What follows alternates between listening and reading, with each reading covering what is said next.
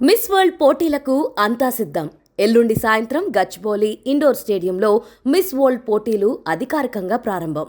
Miss world పోటీల ప్రారంభోత్సవానికి సమయం దగ్గర పడింది.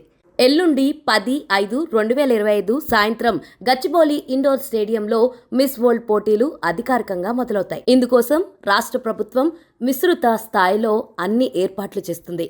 ఎయిర్పోర్ట్తో సహా హైదరాబాద్ నగరాన్ని సర్వాంగా సుందరంగా ముస్తాబు చేసేందుకు ప్రభుత్వ యంత్రాంగం కృషి చేస్తుంది. ఈ ఏర్పాట్లన్నీ దాదాపు తుది దశకు చేరుకున్నాయి. ప్రపంచ నలుమూలల నుంచి ఇప్పటికే 95 దేశాలకు చెందిన మిస్ వరల్డ్ పోటీదారులు హైదరాబాద్ చేరుకున్నారు. మరికొంతమంది ప్రతినిధులు వివిధ దేశాల నుంచి రానున్న 2 రోజుల్లో వస్తారని మిస్ వరల్డ్ నిర్వాహకులు తెలిపారు. వీరికి తోడు 28 మంది మిస్ వరల్డ్ సంస్థ నుంచి నిర్వహణ ప్రతినిధులు, 17 మంది సహాయకులు వచ్చారు.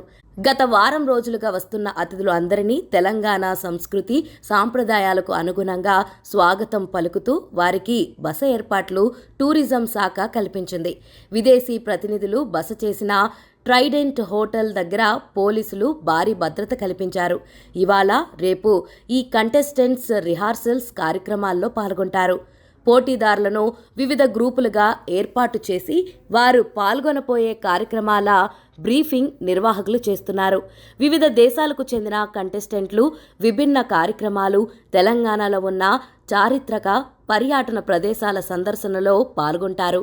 అలాగే బ్రెస్ట్ క్యాన్సర్ నివారణ, మహిళలకు అవగాహన కల్పించే కార్యక్రమాలను కూడా మిస్ వరల్డ్ కంటెస్ట్లో భాగంగా చేపడుతున్నారు. ఏర్పాట్లపై ఇప్పటికే ముఖ్యమంత్రి రేవంత్ రెడ్డితో సహా టూరిజం శాఖ మంత్రి జూపల్లి కృష్ణారావు, కార్పొరేషన్ చైర్మన్ పటేల్ రమేష్ రెడ్డి ఉన్నతాధికారులతో సమీక్షించారు.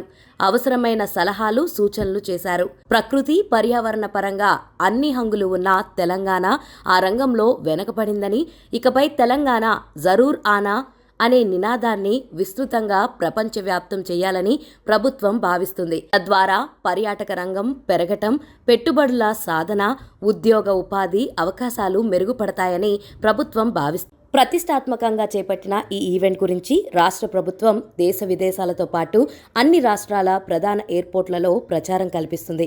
ఇక వివిధ ప్రాంతాల్లో ఈ నెలాఖరున వరకు జరిగే కార్యక్రమాల్లో పాల్గొనే అవకాశాన్ని పరిమిత సంఖ్యలో సామాన్యులకు కల్పించేందుకు వీలుగా అధికారులు ఏర్పాట్లు చేస్తున్నారు.